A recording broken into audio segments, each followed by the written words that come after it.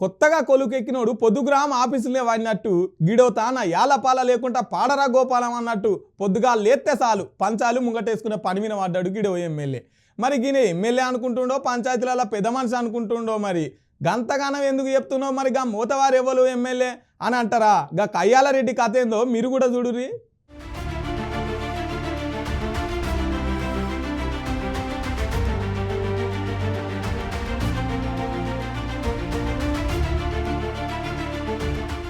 లేని కయ్యం ముందటేసుకున్న కౌశిక్ రెడ్డి అసలు కయ్యం ఎట్లా వచ్చిందో మైకుల ముందడికి వచ్చి నాదేం తప్పు లేదు, నోట్లో ఏలి పెట్టినా కొరకరాదు నాకని శుద్ధపూస మాటలు మాట్లాడకరావచ్చిండు మైకుల ముందడికి వచ్చి.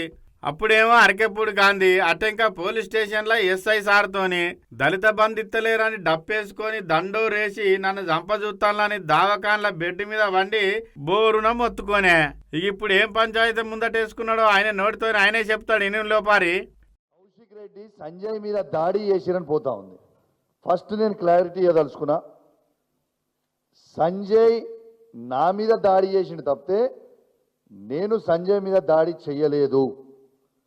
జగిత్యాల సంజయ్ గారు ఏమన్నారంటే నా పక్కన కూర్చొని ఇప్పుడు మీ బీఆర్ఎస్ పార్టీ బట్టలు ఎట్లిపుతున్నా చూడు అని నాతో అన్నాడు.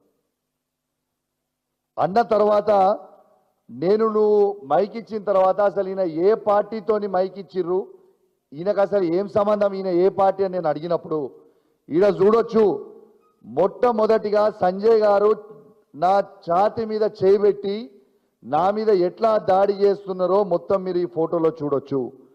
దీంతో పాటు మీకు ఒక చిన్న 1 మినిట్ వీడియో క్లిప్ చూపిస్తా.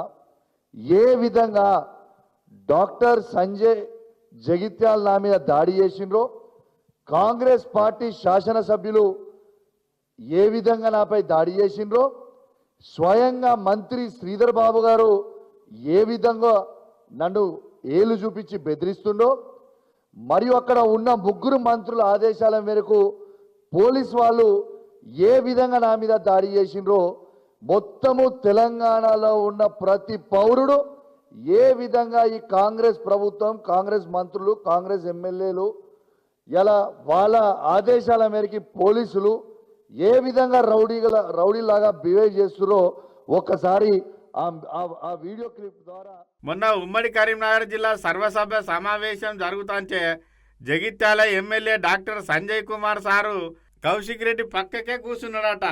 ఇక పక్కకు కూర్చొని కౌశిక్ రెడ్డి చెవుల సంజయ్ సారు చిన్నగా ఇగో మీ పార్టీలను బట్టలు ఊడదీసినట్టు ఎట్లా ఇజ్జత్ తీస్తానో చూడని అనేవరకల్లా మైక్ చేతులకు తీసుకొని అగో నువ్వు ఏ పార్టీలో గెలిచినావు, ఇప్పుడు ఏ పార్టీలు ఉన్నావు, ఏ పార్టీ ఇజ్జత్ తీస్తానంటున్నావని అడిగిన గంతే గాని నేను ఏమనలేదని ఇక గీ ముచ్చటకే ఆయన అన్నందుకే నేను నిలదీసి అడిగినందుకు ఆయనే ముందుగాల నన్ను గల్లబట్టిండు. కొంతమంది ఏమో వెనకకెళ్ళి నా నడుము మీద కొట్టిండ్రని. అగో మంత్రి శ్రీధర్ బాబు కూడా నా దిక్కు ఏలు చూపెట్టుకుంటా నన్ను ఎట్లా బెదిరిస్తానో మీరే చూడులని వీడియోలు ఫోటోలు చూపెట్టుకుంటా గిట్లా చెప్పుకొచ్చిండు. రక్షణ కల్పించాల్సిన పోలీసులు కూడా మంత్రుల మాటిని నా మీద దాడి జరుగుతుంటే ఆపలేదు కానీ మీదికెళ్ళి నన్నే గుంజుకపోయినరాని పాపం ఏం తెలియని ఎడ్డి పిల్లగాని లెక్కనే చెప్తాడు కౌశిక్ రెడ్డి.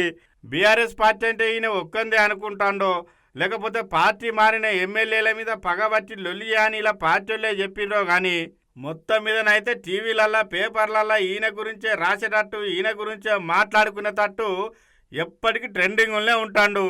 హుజురాబాద్ ప్రజలారా నా గుండె అలసిపోయింది, ఈ గుండె మీకోసమే కొట్టుకుంటుందని హుజురాబాద్ ప్రజలను మోసం చేసి గెలిచినాక వాళ్ళకు పావుల పైసల పని అయితే చేయలేదు కానీ కయ్యానికైతే బగ్గనే కాలు దువ్వుతాడని గీ కౌశిక్ రెడ్డి తీరు చూసిన బీఆర్ఎస్ పార్టీ మీద అవలనుకుంటాను.